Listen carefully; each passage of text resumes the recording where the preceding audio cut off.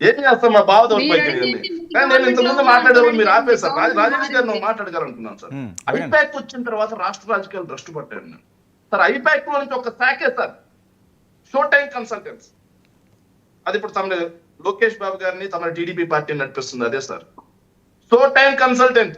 ఆ show time consultant లో పనిచేసిన వాళ్ళని ఈ రోజు రాష్ట్రంలో ప్రభుత్వంలో కన్సల్టెంట్లుగా నియమించుకొని ఇంతకుముందు 6,000 మంది కన్సల్టెంట్ ఉండేవారు రాష్ట్ర ప్రభుత్వంలో. 30,000కు పైగా దాటిపోయారు. 700 కోట్ల బడ్జెట్ అయింది అది.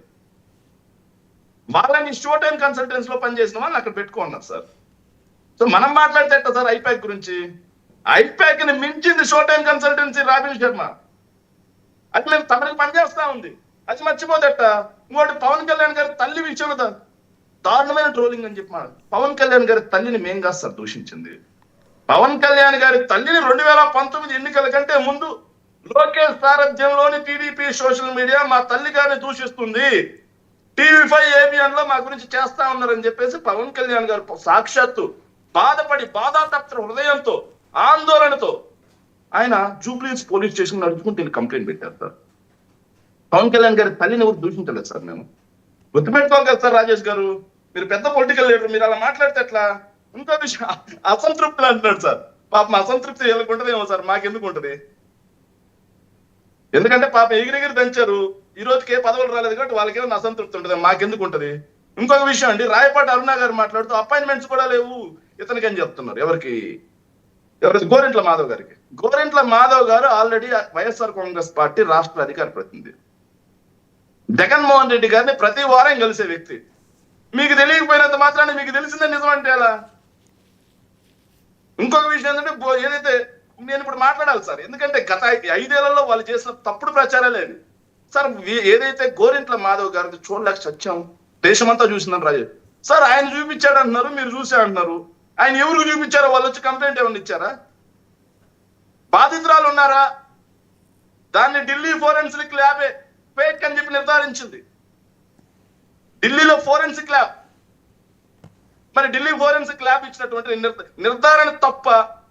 మరి ఆయన నిజంగానే ఎవరినైనా వేధించుంటే, ఆయన ఎవరితో అయినా అశ్లీలంగా ప్రవర్తించుంటే మరి బాధితురాలు ఎక్కడ సార్? మీ ప్రభుత్వం వచ్చి 10 నెలలు అయింది కదా, మరి బాధితురాలు చేత ఇప్పుడైనా కేసు ఎందుకు పెట్టట్లేదు? మరి 5 ఏళ్ళు 6 ఏళ్ళు 7 ఏళ్ల తర్వాత మనోభావాలు దెబ్బతిన్నాయి కదా. 2017లో కృష్ణమురళి గారు, పోసాని కృష్ణమురళి గారు ఏదైతే నంది అవార్డుల గురించి మాట్లాడితే 2024, 25లో మనోభావాలు దెబ్బతింటున్నాయి కదా. 2025 జనవరిలో మనోభావాలు దెబ్బతింటున్నాయి.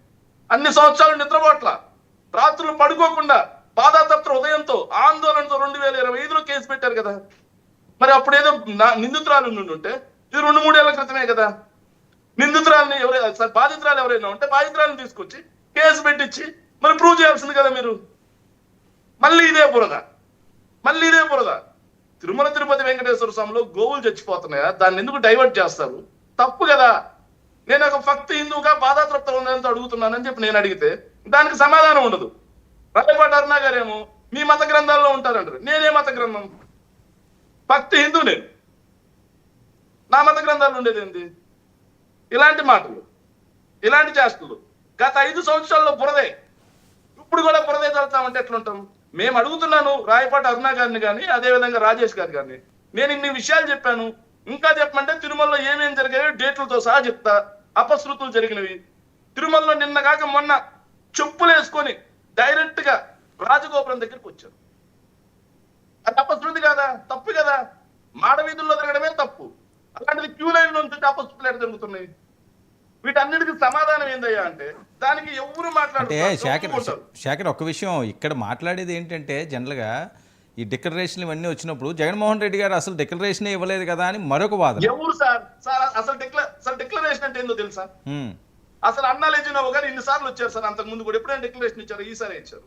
కానీ అప్పుడు వాస్తవం ఏంటో చెప్తాను చూడండి సార్. డిక్లరేషన్ అనేది పవన్ కళ్యాణ్ గారు డిక్లరేషన్ ఇచ్చారు కదా సార్. పవన్ కళ్యాణ్ గారు డిక్లరేషన్ ఇస్తే వాళ్ళ పిల్లలు ఎవరు డిక్లరేషన్ ఇవ్వాల్సిన పని లేదు. రూల్ తెలుసా అసలు వాళ్ళకి? టీటీడీ రూల్ బుక్స్ చదివారా? అవసరంలా. 7 కొండలుగా జీవో తీసుకొచ్చిన రాజశేఖర రెడ్డి గారి మీద బురద, దళిత గోవిందం తీసుకొచ్చిన ఆయన మీద బురద, కళ్యాణం వస్తు తీసుకొచ్చిన ఆయన మీద బురద. కాదు ఓకే STV ఛానల్ తీసుకొచ్చిన సరే ఆయన మీద ఓకే బురద. కాదు ఓకే ఒక విషయం ఇందాక నేను చెప్పింది కాదు కాదు ఏంటి కాదు జగన్మోహన్ రెడ్డి గారికి మళ్ళీ కాన్ఫిడెన్స్ ఏంటి? అదే కొడాలి నాని గారు, మళ్ళీ ముద్రగడ పద్మనాభం గారు, ఆ తోట త్రిమూర్తులు గారు